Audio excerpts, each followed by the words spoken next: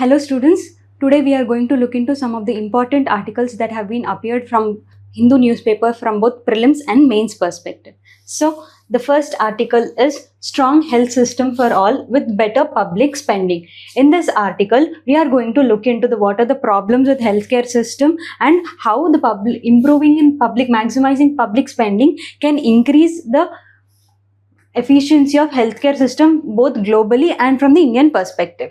This is important from GS2 and GS3 perspective. Okay, next article. Why are government schools shutting down? ఈ ఆర్టికల్లో we are going to look into why some of the reasons why government schools are been shutting down and what are the impacts of that shutting down, what can be done instead of that. Okay, from prelims perspective, we'll look into some of the smaller articles which could be asked from the prelims perspective. Fun.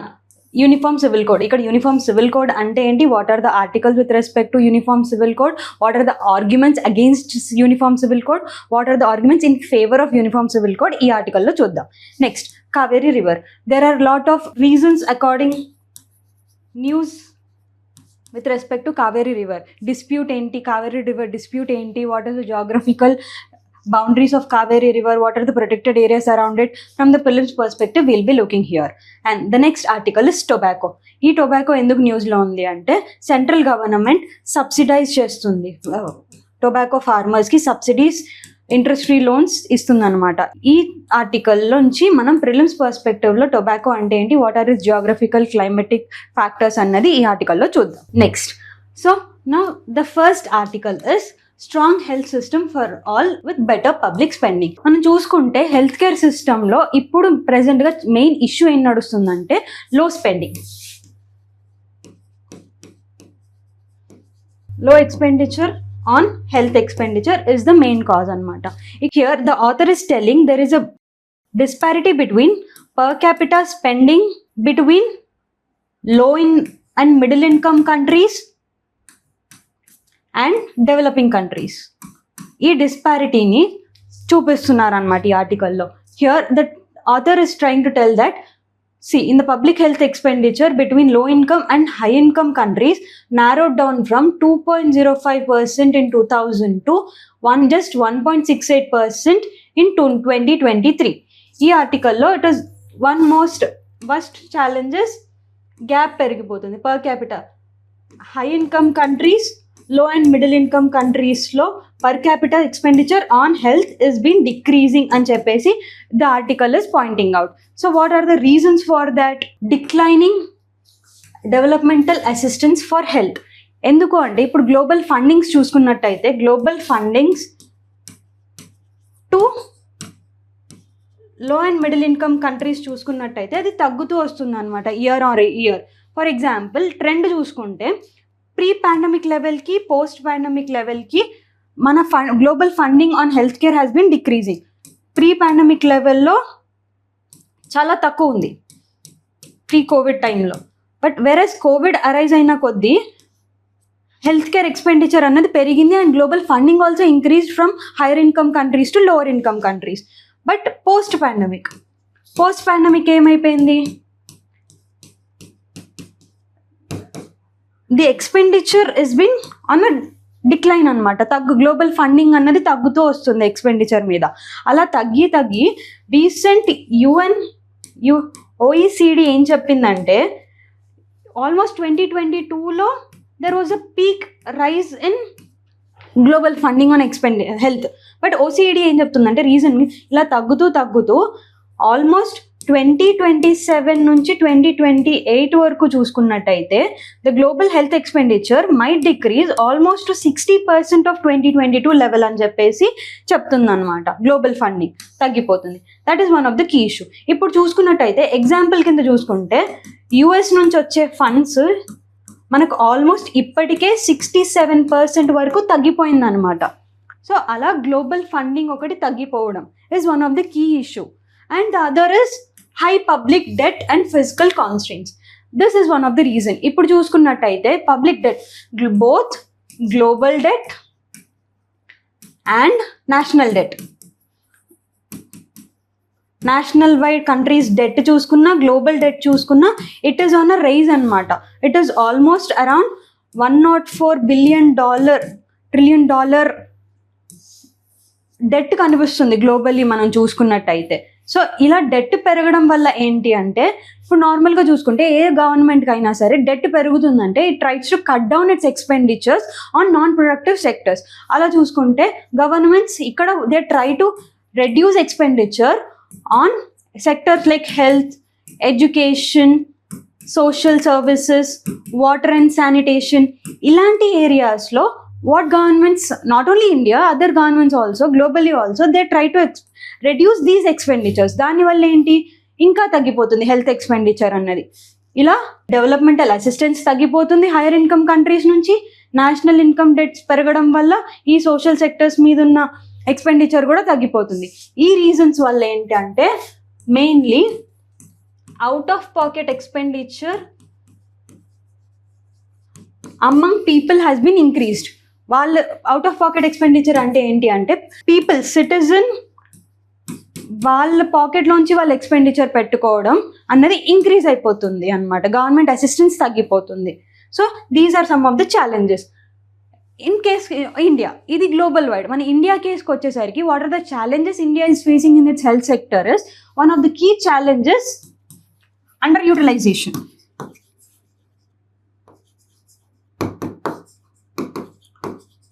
Under utilization అంటే ఏంటి, ఉన్న ఫండ్స్ని ప్రాపర్గా utilize చేసుకోకపోవడం. For suppose 100 rupees allocate చేస్తే దాంట్లో only 60 రూపీస్ని ఫండ్స్కి యూటిలైజ్ చేయడం, ఇన్ఫ్రాస్ట్రక్చర్కి యూటిలైజ్ చేయడం, రైట్ ఎక్విప్మెంట్స్ కొనుక్కోవడం, ఇలాంటి వాటి మీద 100 రూపీస్లో జస్ట్ 60 రూపీస్ మాత్రమే అండర్ యూటిలైజేషన్ జరుగుతుంది అనమాట. Next key issue is prioritization జరగట్లా. ప్రయారిటైజేషన్ అంటే ఏంటి, హియర్ రైట్ ఎక్విప్మెంట్, రైట్ పాత్లో మన ఫండ్స్ అన్నవి ఆల్రెడీ తక్కువ ఫండ్స్ యూటిలైజ్ చేస్తున్నారు. ఇచ్చిన ఫండ్స్ కంటే చాలా తక్కువ ఫండ్స్ యూటిలైజ్ చేస్తున్నారు. ఆ యూటిలైజ్ చేసిన ఫండ్స్లో కూడా కరెక్ట్ డైరెక్షన్లో వెళ్ళట్లేదు ఆ పాత్. ఫర్ ఎగ్జాంపుల్, ఈ 100 రూపీస్ని డాక్టర్స్ శాలరీస్ పెంచడానికి యూటిలైజ్ చేయాలా, ఇన్ఫ్రాస్ట్రక్చర్కి యూటిలైజ్ చేయాలా అన్న పాయింట్ వచ్చినప్పుడు ఈ ప్రయారిటైజేషన్ ఏమైపోతుందంటే శాలరీస్ యూటిలైజ్ చేయడానికి అయిపోతుంది అనమాట, rather than increasing infrastructure or bringing up more equipments. ఇలా అవడం వల్ల under utilisation and no proper prioritisation, ఈ రెండిటి రీజన్స్ కీ ఇష్యూస్ అయితే. Third bigger issue what we all know is corruption. Corruption here, misleading of funds, misprioritizing of funds is going on. ఒకటి, ఫండ్సే సరిగ్గా వాడట్లేదు, ఉన్న ఫండ్స్ని సరిగ్గా వాడట్లేదు, ఉన్న ఫండ్స్ని కూడా రైట్ డైరెక్షన్లో కరెక్ట్ పాయింట్స్కి వాడట్లేదు, దాంట్లోనూ మళ్ళీ కరప్షన్. ఈ 3 issues are plaguing Indian health system. ఈ 3 బిగ్గర్ ఇష్యూస్ అన్నవి ఇప్పుడు థ్రెట్లో వస్తున్నాయి అన్నమాట. So and one more thing here the author is trying to tell us inadequate attention to preventive care rather than curative care. అంటే ఏంటి, already ఒక disease వచ్చిన తర్వాత దాన్ని క్యూర్ చేయడం కంటే ప్రివెంటివ్ కేర్కి ఎక్కువ ప్రయారిటైజేషన్ చేయడం మంచిదే కదా. But here in India's case what is happening is curative మీద ఎక్కువ ఫోకస్ పెడుతున్నారు. క్యూరేటివ్ ఎక్స్పెండిచర్స్, క్యూరేటివ్ ఎక్విప్మెంట్స్, వీటి మీద ఎక్కువ ఫోకస్ చేస్తున్నారు. So that is one of the problem. So what we need to do then, first spend what is allocated. First proper utilisation. 100 rupees ఇస్తే 100 రూపీసే వాడాలి. 100 రూపీస్ ఎగ్జాక్ట్గా కంప్లీట్గా you should utilise for health care system itself. Next, spend on right priorities. So right priorities like infrastructure, equipments, educating like medical colleges, ఇలా వీటి మీద ఎక్కువ prioritization చేసుకోవడం will be one of the key way forward. Next, the other issues improve governance. దీనివల్ల ఏంటి, misleading అవ్వదు, misleadings, diversions of funds ఉండవు. Improving governance చేస్తే, right monitoring, right accountability of lower level local body functionaries, వీళ్ళన్నిటి వల్ల ఏంటి అంటే governance ఒకటి ఇంప్రూవ్ అవుతుంది. గవర్నెన్స్ ఇంప్రూవ్ అవుతే కరప్షన్ తగ్గుతుంది. కరప్షన్ తగ్గింది అంటే ఫండ్స్ పెరుగుతాయి. ఫండ్స్ పెరిగాయి అంటే ఆ ఫండ్స్ని రైట్ డైరెక్షన్లో వాడామంటే హెల్త్ కేర్ సిస్టమ్ అన్నది improved. So this is like a chain. This corruption issue you can also use this point in ethics perspective, GS4 పర్స్పెక్టివ్లో కూడా మనం ఇది వాడచ్చు. కరప్షన్ తగ్గడం వల్ల ఫండ్స్ కరెక్ట్గా ఉంటాయి. ఫండ్స్ యూటిలైజేషన్ రైట్ డైరెక్షన్లో జరిగితే హెల్త్ కేర్ సిస్టమ్ ఇంప్రూవ్ అవుతుంది. In that way we can improve our health care system. So ఓవరాల్గా ఇది చూసాం కదా, హెల్త్ కేర్ సిస్టమ్ ఎట్లా, problems with the health care system, what are the solutions for it. Now the next article, why government schools are shutting down. ఈ ఆర్టికల్లో government, the newspaper is trying to tell what are the reasons why are government schools shutting down, which states among them are most affected, what are the impacts of shutting down, and who is responsible for this, who is responsible for this trend. So ivi ee article lo chuddam. First, if you see reports chuskunnataithe almost around 94,000 schools have been shut down in India.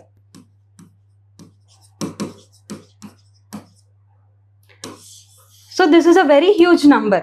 దీనికి reason ఏం చెప్తున్నారు, both central and state government rationalisation అని చెప్పేసి చెప్తున్నారు. So ఇప్పుడు చూద్దాం rationalisation అంటే ఏంటి, why it is closure. Why are schools closing in India.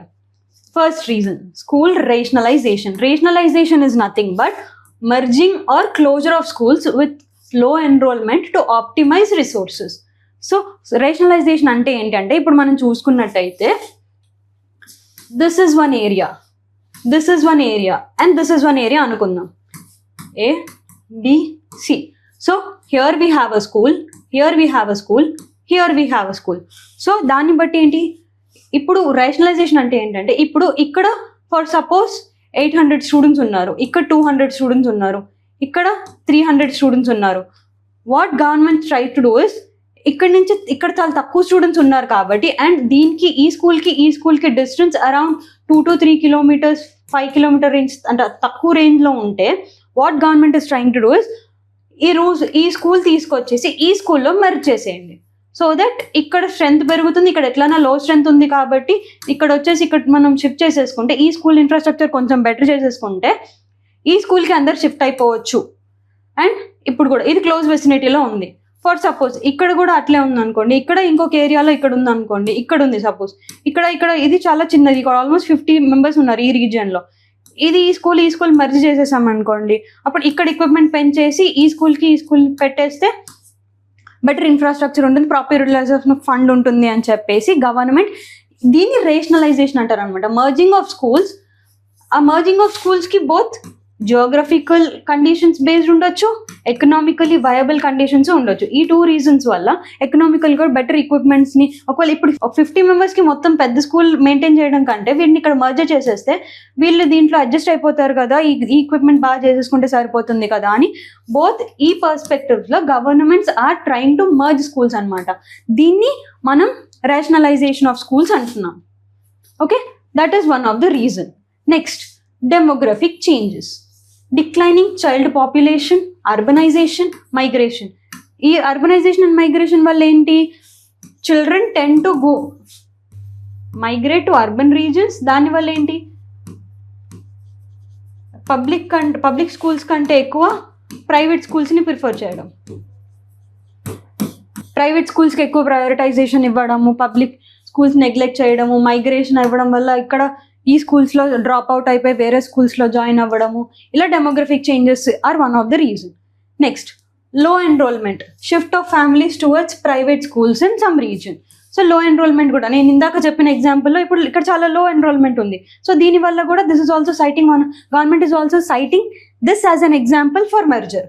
Next, administrative decisions, like states often close or merge schools with inadequate considerations of geographical accessibility place cheskoni kuda they are merging anamata. So ఇప్పుడు ఏంటి, okay అట్లా merger చేస్తున్నారు, rationalization of schools జరిగిపోతున్నాయి. ఆ rationalization school వల్ల almost 94,000 schools మనకి చూసాం. ఇప్పుడు ఇంకొక డేటా చూసుకుంటే ఏ స్టేట్స్ ఎక్కడెక్కడ అవుతున్నాయి అంటే, ఇప్పుడు ఉత్తరప్రదేశ్ కేసు చూసుకుంటే in Uttar Pradesh there are almost 25,000 schools అనమాట. ఉత్తరప్రదేశ్లో there are almost 25,000 schools have been shut down. That is one of the key issue. అలా చూసుకుంటే ఇంకొక స్టేట్ ఈవెన్ మధ్యప్రదేశ్లో కూడా చూసుకుంటే ఆల్మోస్ట్ 1.22 lakh స్టూడెంట్స్ అన్నది డ్రాప్ అవుట్ అయిపోయారు, స్కూల్ డ్రాప్ అవుట్స్ అయిపోయారు. And even Jammu and Kashmir is also affected. More than 4,200-300 students schools have been dropped out merge చేయడం వల్ల. So these are some of the states: Uttar Pradesh, Madhya Pradesh, Jammu and Kashmir, ఇది UT. So ఈ 3 reasons ఎక్కువ effect అవుతున్నాయి school drop outs వల్ల. So what are the impacts? అలా school rationalization చేసి schools అన్ని తగ్గడం వల్ల వాట్ ఆర్ ద ఇంపాక్ట్స్ అంటే, first reduced access, particularly affected rural, tribal, poor and remote communities. Accessibility తగ్గిపోతుంది కదా. ఇప్పుడు ఆ రీజియన్ వాళ్ళకి ఏంటి, ఇప్పుడు ఈ రీజియన్ వాళ్ళకి యాక్సెసిబిలిటీ లేనట్టే కదా స్కూల్ యాక్సెసిబిలిటీ. సో వాళ్ళు ఇంత దూరం ట్రావెల్ చేసి మళ్ళీ ఈ స్కూల్కి రావాల్సిందే కదా. ఇప్పుడు వీళ్ళు కూడా, ఇప్పుడు సపోజ్ ఇక్కడ ఒక ఇల్లు ఉందనుకోండి, ఇక్కడ ఉన్నవాడు ఇంత దూరం స్కూల్కి ఎలా వస్తాడు? సో యాక్సెసిబిలిటీ ప్రాబ్లం వస్తుంది geographically. Next, gender impact. If you see nowadays Indian పర్స్పెక్టివ్లో గర్ల్ ఎడ్యుకేషన్ అనేది చాలా ఇంప్రూవ్ అయింది. నేషనల్ స్కీమ్స్ ద్వారా, ఇండియన్ ఇంప్లిమెంటేషన్స్ ద్వారా గర్ల్స్ ఎడ్యుకేషన్ అనేది ఇంప్రూవ్ అయింది. కానీ ఇలా యాక్సెసిబిలిటీ లేకపోతే, గవర్నమెంట్ స్కూల్స్ తగ్గిపోతే జెండర్ ఇంపాక్ట్ కూడా, గర్ల్స్ ఎడ్యుకేషన్ అన్నది కూడా తగ్గిపోతుంది. Girls drop out of school కూడా ఎక్కువ కేసెస్ వస్తాయన్నమాట. డ్రాప్ ఆఫ్ గర్ల్స్ చైల్డ్ కూడా మనం చూడగలుగుతాం. So this is one of the key concern. Next, social inequality. Affordability can be also be reason here. SC అని, ఎస్టీస్ కానీ, minority and economically weaker sections are disproportionately affected. వీళ్ళకి inequality అయినట్టే కదా. వీళ్ళు ఇక్కడ ఈ రీజన్స్లో వీళ్ళు ఆల్రెడీ వల్నరబుల్ సెక్షన్స్ కాబట్టి ఇంకా వీళ్ళు యాక్సెసిబిలిటీ తీసేస్తే they will be more vulnerable. Education అన్నది వాళ్ళకి రీచ్ అవ్వదు. So that is one of the key issue. Teacher shortage. Merging schools may face overcrowded classrooms and inadequate teacher-student ratio. ఇప్పుడు merging చేసాం, ఇందాక చెప్పిన ఎగ్జాంపుల్లో ఇప్పుడు ఆల్మోస్ట్ 1000 స్టూడెంట్స్ ఒకటే స్కూల్లో జాయిన్ అవ్వడం వల్ల టీచర్ అండ్ స్టూడెంట్ రేషియో అనేది పెరిగిపోతుంది. ఇలా అవ్వడం వల్ల ప్రాబ్లం ఏంటి? 1 teacher educating at a time 100 students. దానివల్ల ఎడ్యుకేషనల్ ఎఫిషియన్సీ అన్నది తగ్గిపోతుంది. We should also take into consideration. Next, dropout risk. There is also increased travel distance can push vulnerable reach outs of children out of education. Dropout ratio పెరుగుతుంది. Quality can also be compromised. So these are some of the impacts of rationalizing schools. So ఇప్పుడు మరి ఏం చేయాలి? What the government should do? First, okay, your concern is rationalization of schools should be done for both geographical and economic perspective అంటున్నారు కాబట్టి schools and education is concurrent subject కాబట్టి, concurrent లిస్ట్లో ఉంది కాబట్టి, అంటే కంకరెంట్ లిస్ట్లో అంటే both centre and state should look into school education అనమాట. సో అది బోత్ సెంటర్కి అండ్ స్టేట్కి రెస్పాన్సిబిలిటీ ఉంది కాబట్టి ఆ రేషనలైజేషన్ ఏదైతే ఉందో that rationalization should be based on both accessibility and quality. Accessibility, quality ఇవి రెండు కాంప్రమైజ్ కాకుండా rationalization should be done. Next, ensure neighbourhood schools especially in tribal and hilly remote areas. నైబర్హుడ్లో స్కూల్స్ ఉండేటట్టు చూసుకోవడం, క్లోజర్ వెసినిటీస్లో. ఇన్ కేస్ ఇక్కడ accessible లేకపోతే నైబర్హుడ్లో close వెసినిటీస్లో schools ఉండేటట్టు చూసుకోవడం. And use transport facilities, hostels, unavoidable areas. ఇక్కడ ట్రాన్స్పోర్ట్ ఫెసిలిటీస్ ఇంక్రీజ్ చేయడం, ఒక రీజన్ నుంచి ఒక రీజన్కి ఒకవేళ దూరం ఎక్కువ అవుతుందంటే అక్కడ ట్రాన్స్పోర్టేషన్ ఫెసిలిటీస్ యూటిలైజ్ చేయడం వల్ల, ఇంప్రూవ్ చేయడం వల్ల we can reduce the issue. Strengthen teacher recruitment. So to improve better quality, multi-graded teaching support. Next, improve government school infrastructure. ఇప్పుడు మర్జింగ్ చేస్తున్నారు కదా, మర్జింగ్ చేసేటప్పుడు స్టూడెంట్ రేషియోకి సరిపోయేటట్టు ప్రాపర్ ఇన్ఫ్రాస్ట్రక్చర్ ఉండేటట్టు చూసుకోవాలి. Improve school management committees and conduct social impact assessment before closing or merger school.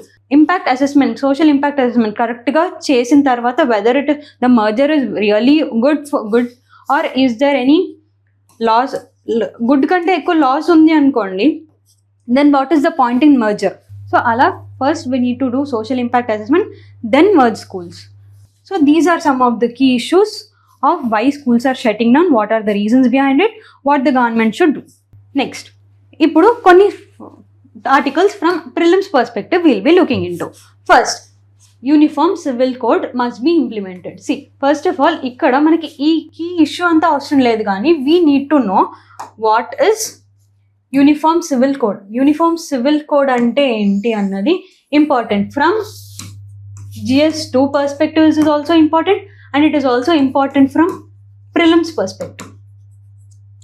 So ఇప్పుడు చూసుకున్నట్టయితే విల్ సి ఫస్ట్ ఏంటి, we have both civil cases and criminal cases in India. Civil cases, criminal cases. ఈ criminal కేసెస్లో ఏంటంటే inequalities ఏమీ లేవు, all are equal here. These cases are dealt in IPC sections, now BNSS ఇలాంటి sections ద్వారా criminal procedures ఇలాంటి laws వల్ల ఈ ఇన్ఈక్వాలిటీ లేకుండా all are equal here, irrespective of religion, community, race, caste, అలా అందరూ equal here. Inequality is not there from the criminal cases perspective. Where comes to civil cases పర్స్పెక్టివ్లో ఏంటంటే ఇక్కడ కూడా ఆల్ ఆర్ ఈక్వల్, బట్ కొన్ని cases regarding personal matters like marriage, adoption, inheritance of property,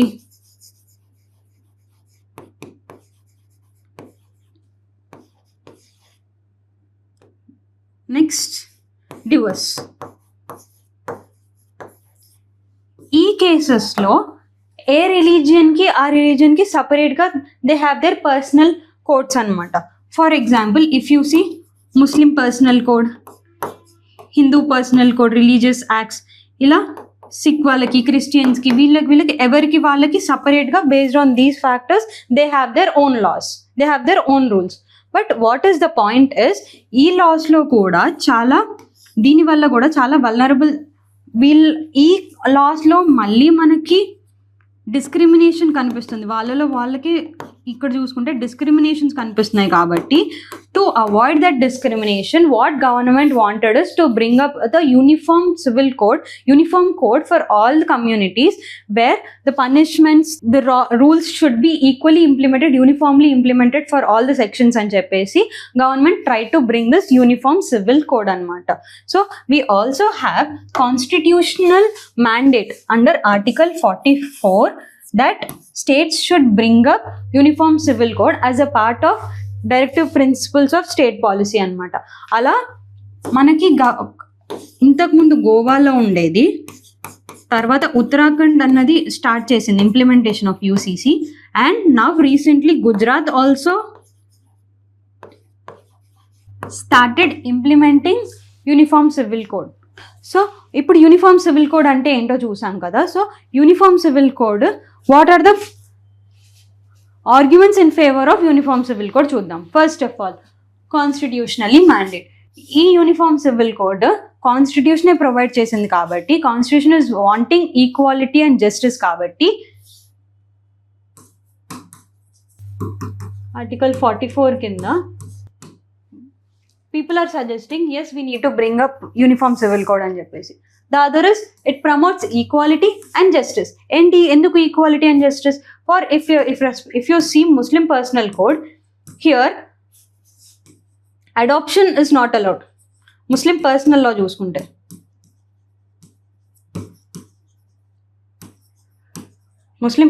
చూసుకుంటే ఇక్కడ adoption is prohibited ముస్లిం వాళ్ళలో. And ఇన్హెరిటెన్స్లో కూడా ఉమెన్కి ఎక్కువ ఛాన్స్ ఉండదు, ఫీమేల్ డిస్క్రిమినేషన్ జరుగుతుంది. ఈవెన్ హిందూ కేసులో కూడా ఫీమేల్కి ఎక్కువ ప్రయారిటీ ఉండదు. ఇంటర్ కాస్ట్ మ్యారేజెస్లో దెర్ ఆర్ సమ్ ఇష్యూస్. దానికి ఇక్కడ ఇండియన్ పర్స్పెక్టివ్లో government try to bring slight changes in bringing inter caste marriage act కానీ, లేకపోతే SC/ST అట్రాసిటీస్ యాక్ట్ కానీ, అలా government tried to bring reforms in the Hindu personal law. So in the same way, in all the lines for all the religion, government wants to bring UCC anamata. So ఇక్కడ అందరికీ justice జరగడానికి, ఇక్కడ female vulnerable కాకుండా ఉండడానికి, ఇక్కడ female and all the members vulnerable కాకుండా ఉండడానికి, marginalise sections vulnerable కాకుండా ఉండడానికి government is trying to bring UCC to promote equality and justice. So this is one of the key argument in favor. Next, reflects India's secular idea. You all know India is a secular country. India promotes all religions irrespective of their origin. So అలా India అన్ని రిలీజన్స్ని promote చేస్తుంది కాబట్టి ఇప్పుడు అందరి రిలీజన్స్ని ఈక్వల్గా అని చెప్పి ఒక సింగిల్ కోడ్ మనం తీసుకొచ్చామంటే it reflects India's idea also అని చెప్పేసి ఫేవర్ పాయింట్ అనమాట. But then what are the arguments against uniform civil code? Violation of religious freedom. If you take the case of article 25 of the constitution and article 29, 28, 30 ఈ articles చూసుకున్నట్టయితే religious freedom, India from the constitution provides people their religious freedom to protect their own culture. So but ఇక్కడ UCC వల్ల ఏమవుతుంది, ఆ religious freedom అన్నది violate అవుతుంది కాబట్టి this is one of the key concern against uniform civil code. Next, threat to cultural diversity. India is known for its cultural diversity. మనకు తెలుసు divorce cultures ఉన్నాయి ఇండియాలో. అలా డైవర్స్ కల్చర్స్ ఉండడం వల్ల ఇప్పుడు UCC వన్ కామన్ కోడ్ తీసుకురావడం వల్ల ఏమవుతుందంటే ఆ కల్చరల్ డైవర్సిటీకి థ్రెట్ వస్తుంది. So that is no point in India calling cultural diverse country. So that is one of the key issue. Next, potential for political misuse. Political people, political ideologies, political leaders, hate speeches అని చెప్పేసి లేకపోతే UCCలో ఎవరైనా వేరే కమ్యూనిటీస్ని discriminate చేయడానికి కానీ vulnerable చేయడానికి కానీ some leaders can use this UCC as a tool for violating their rights. This is also one of the key issue against uniform civil code. Okay, then what you need to do? Public interest and India's sovereignty, secular nature, ఇవి balance చేస్తూ we need to bring a uniform civil code కాకుండా we have a chance of first primarily starting up with applying వాళ్ళ personal loss, ముస్లిం personal లా కానీ Hindu personal లా కానీ వీళ్ళ personal కోడ్సే యూనిఫామ్గా వాళ్ళకి discrimination లేకుండా first వాళ్ళ లాస్ని కరెక్ట్గా యూనిఫామ్గా వల్నరబుల్ సెక్షన్స్కి కూడా రీచ్ అయ్యేలాగా వాళ్ళని డిస్క్రిమినేట్ చేయకుండా ఉండేలాగా bring that law uniformly maintaining their rules correctly. Then after that the next time comes uniform civil code so that there will be no issue directly in the society based on religion. So that is with respect to uniform civil code. The next article is center state announce relief package for tobacco farmers. Tobacco ikkada problem enti ante here what is the issue is tobacco farmers ki relief package due to fall in prices of tobacco farmers effect అవుతున్నారు కాబట్టి centre wants to issue relief package for them అనమాట. So that is government would provide interest free loan for 50,000 rupees each to about 45,000 tobacco farmers. 45,000 tobacco farmersకి up to 50,000 interest free loan అన్నది provide చేస్తుంది అనమాట. So it also wants to increase that Mr. Chandrasekhar said exporters have agreed to pay a minimum purchase of exporters price kuda they have increased anamata to 230 rupees per kg for brighter variety and 190 per kg for medium variety, 130 for off style varieties annattu variety based meeda price increase cheyadaniki kuda government has brought into consideration. So in this perspective ee article nunchi manaki prelims perspective ki em important avutundante what is tobacco అంటే ఏంటి, geographical features ఏంటి, tobacco board ఎక్కడుంది, climatic conditions ఏంటి, ఇవన్నీ మనకి prelims పర్స్పెక్టివ్లో important. So will look into it. See first ఇండియాలో there are almost 60 species of different varieties of tobacco. Their native ఏమో సౌత్ అమెరికా. నెక్స్ట్ క్లైమేట్ పరంగా వచ్చేసి ఏంటంటే tobacco requires frost free period for up to 90 to 120 days frost free days మనకి అవసరం అనమాట. With if you see టెంపరేచర్కి వచ్చేసరికి 20 to 30 degrees of temperature is required. Okay, soil పర్స్పెక్టివ్లో వచ్చేస్తే sandy or sandy loamy soil కావాలి. So these are the points మనకి ప్రిలిమ్స్కి యూజ్ అవుతాయి. క్లైమేట్ ఏంటి? Frost free period 90 to 120 days, temperature 20 to 30, soil sandy to sandy loamy. Apart from this, rainfall minimum 500, above maximum 1200 mm. Production wise చూసుకుంటే India is world's second largest producer of tobacco. Next ఎక్స్పోర్ట్లో కూడా second largest. ఇవి facts అన్నవి మనకు ప్రిలిమ్స్కి use అవుతాయి. Major states వచ్చేసి who are producing it, Gujarat is a major producer, తర్వాత Andhra Pradesh. Tobacco board of India కూడా చూసుకుంటే ఎక్కడుంది? గుంటూరు డిస్టిక్లో, ఆంధ్రప్రదేశ్లో ఉందన్నమాట. So these are some of the facts tobacco గురించి మనం తెలుసుకోవడానికి. These are important from the prelims. That article is completely from the prelims perspective. Next, Kaveri situation slightly better says Karnataka CM. For suppose if you take two states మధ్యలో దేని గురించి గొడవలు ఎక్కువ జరుగుతాయి? ఒకటి లాంగ్వేజ్ వల్ల, ఒకటి మైగ్రేషన్ వల్ల, ఇంకొకటి వాటర్ వల్ల. Land, migration, water. These are some of the key points where interstate disputes arise.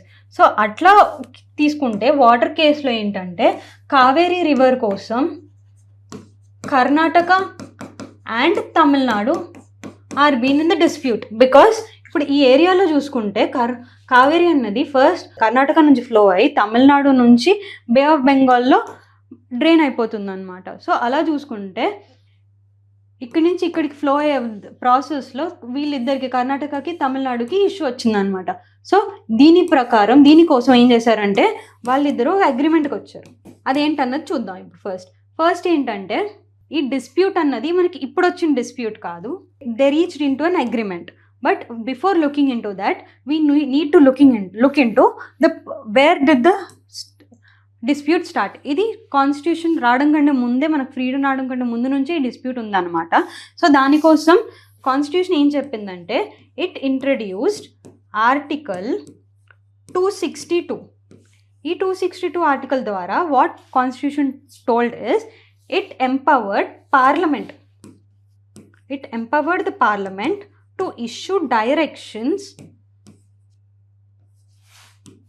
to the states or to come up with tribunals to deal with the water dispute issues of different states. So దాని ప్రకారం parliament ఏం చేసింది, ఈ Kaveri dispute కోసం Kaveri river water dispute board అన్నది ఒకటి, tribunal అన్నది ఒకటి తీసుకొచ్చింది అనమాట. అలా తీసుకురావడం వల్ల ఒక అగ్రిమెంట్ చేసుకున్నారు వీళ్ళిద్దరు. ఇప్పుడు ఏంటంటే అగ్రిమెంట్ అయిపోయిన తర్వాత what Karnataka is now telling is, agreement అయిపోయింది కాబట్టి I want to construct a Meghadatu dam అనే ఒక డ్యామ్ నేను కావేరీ రివర్ పైన కడతాను, దానివల్ల నాకు బెంగళూరులో ఉన్న వాటర్ క్రైసిస్ తగ్గించుకుంటాను అని చెప్పేసి కర్ణాటక ప్రపోజ్ చేసింది అనమాట. అలా మీరు ఒక డ్యామ్ కడితే మాకు ఇంట్లో తగ్గిపోతుందని చెప్పేసి తమిళనాడు గొడవ చేస్తుంది. So that is the political perspective of Kaveri river. But ఇప్పుడు జాగ్రఫికల్ పర్స్పెక్టివ్లో చూసుకుంటే Kaveri is known as Ganga of south India అంటాం కావేరీ రివర్ని. అండ్ ఆరిజిన్ చూసుకున్నట్టయితే it originates in the Brahmagiri hills of western ghats. It flows through Karnataka, Tamil Nadu and bay of బెంగాల్లో కలిసిపోతుంది at Poompuhar. Tributaries కూడా important. We have to see left bank tributaries and right bank tributaries. Left bank అయితే హారంగి, హేమవతి, సింసా, అర్కవతి. ఇప్పుడు మనం చెప్పిన మేఘదాత dam Arkavathi పైన కట్టడానికి ప్రపోజ్ చేసింది అనమాట. రైట్ బ్యాంక్ కూడా Lakshman Tirth, Kabini, Suvarnavathi, Amaravathi. These are some of the right banks.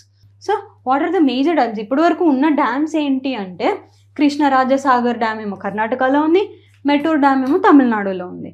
Apart from this, what are the protected areas around this Kaveri river basin are Nagarhole National Park, Yanad Wildlife Sanctuary, Satyamangalam Tiger Reserve. So these are some of the protected areas. This article is also purely from the prelims perspective. Here మనం interstate water dispute గురించి మాట్లాడుకుంటే that is important from the mains perspective. But if you see the prelims facts, ఈ points అన్నది important అనమాట. So these are some of the articles from today's Hindu news paper. Thank you.